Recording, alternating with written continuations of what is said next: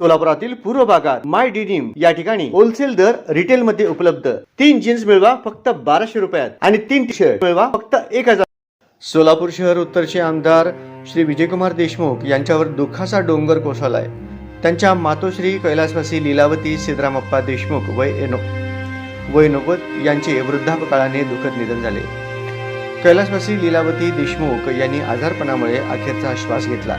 त्यांच्या निधनाची बातमी समजताच देगाव परिसरासह सोलापूर शहर आणि जिल्ह्यात शोककळा पसरली। आज सायंकाळी 4 वाजता देगाव येथील देशमुख मळा या शेतामध्ये शोकाकुल वातावरणात त्यांच्यावर अंत्यसंस्कार करण्यात आले। कैलासवासी लीलावती देशमुख या अत्यंत धार्मिक, शांत आणि साध्या स्वभावाच्या होत्या। समाजात त्यांचा मोठा आदर होता।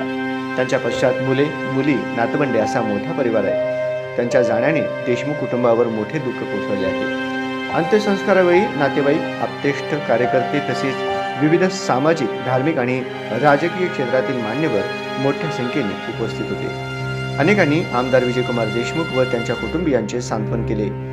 कैलासवासी लीलावती देशमुख यांच्या निधनाबद्दल विविध सामाजिक संघटना, राजकीय नेते, पदाधिकारी आणि नागरिकांकडून शोक संवेदना व्यक्त करण्यात येत आहेत। प्रभू श्रीरामचंद्र त्यांच्या पुण्यात्म्यास शांती देवोत हीच ईश्वर शरणी प्रार्थना।